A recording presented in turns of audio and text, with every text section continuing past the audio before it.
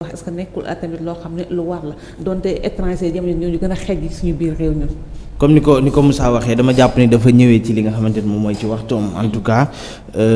jamono ji nga xam ni yàgg na sénégalais ñu ci bari doon nañu ñaxtu lu ni mel mais amuñ ci woon benn saafara en tout cas ñi nga xam ne ñoom ñoo dox seen diggante ak nguur gi également ndax rôle ba nga xam ne ñu ngi ko doon joué ñu ngi koy joué loolu aussi question la yoo xamante ni dañ koy posé ndax boobu ba léegi saafara mënu ci am ba léegi ngay wax waxu peut-être logement wàññeeku nañ mais ba léegi kenn doo gis foo xamante ni peut-être teg nañ ko ci yoon comme ni ñu koy waxee rek toujours ñoom li ñu daan def mooy dañuy def li ñuy def ba pare benn suivi du ci am dañuy def li ñuy def ba pare kenn du respecter également li ñuy def ndax boo ko defee kenn ki nga xamante ni moom mooy gérer logement toujours moom fa mu nekkoon fa lay nekk du wàññi du def dara en tout cas du respecter wala du jox li nga xamante ni moom mooy valeur peut-être sa kàddu yi nga xam ne yaa ngi koy yëkkati amaana dafa fekk jaaroo fi nga xam ne fa nga war a jaar kon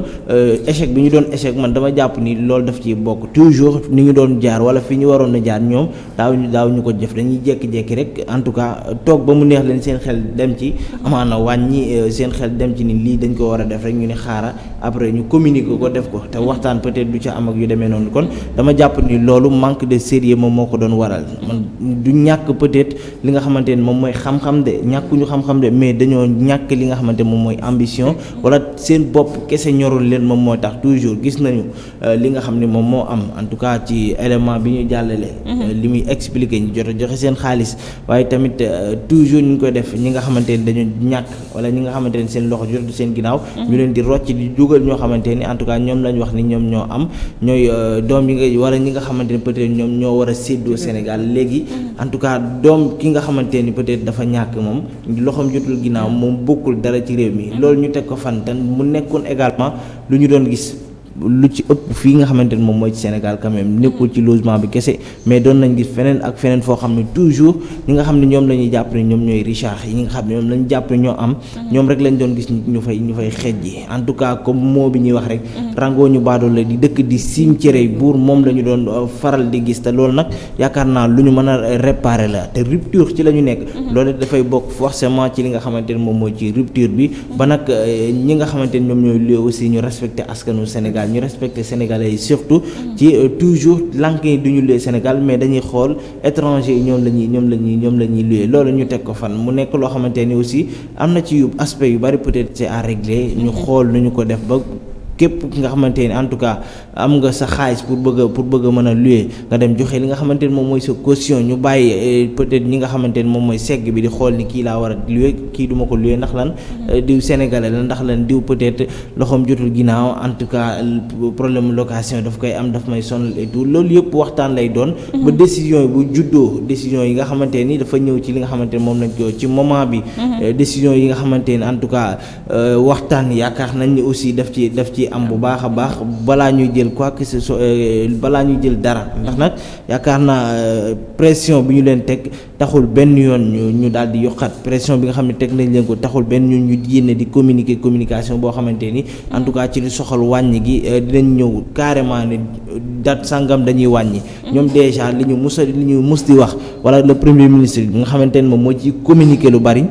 li mu mus di wax mooy ay décision dañ ko ci jël kon kooku en tout cas ñoom j'espère ñu ngi kon waxtaan ci li nga xamante ni moom mooy seen biir te xam nañ ni également li nga xam ne moom moo leen di xaar ci wàññi gi nga xamante ni pour sénégalais yëpp topp ko dafay xaw a jafe mais ab taxawaay lay am boo xamante ni du bokk ak ñi nga xam ne ñoom ñoo fi nekkoon ñi nga xam ne toujours seen bopp moo leen intéressé woon toujours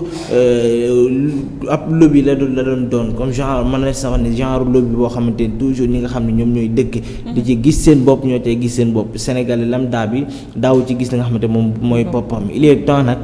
sénégalais bi am li nga xamante ne moom mooy accès ci logement bi ba nag nekk ci dëkkam mën fee xeej yi ndax dañoo gis ni Sénégal dafa mel ni toujours dañuy nekk ay étranger fi nga xam ne moom lañ fii la ñu nekk moo xam ci wàllum logement moo xam gis nañu vidéo bi nga xam ne jamono ji mu ngi commencé di circuler ci ay chinois yoo xamante ni gis nañu anam gi nga xamante ne noonu lañ doon maltraité ab liggéeykat ci ab chauffeur en tout cas koo xamante ni peut-être dafa jàpp ni dafa nekk ci ay droit am ak lu mënoon di xew yenn aspect yi waruñ la koo def surtout que nga nekk sa dëkk nga nekk ci biti ñu la koy def nga nekk ci biir ñu la koy def en tout cas loolu it ab taxawaay boo xamante ni bu am solo ci lañ war a jël ba loolu mën a dakk ndax tamit nekk ci dëkk complexe animé wu ko tamit surtout loolu ba pare ab sénégalais di leen jàppale ñoom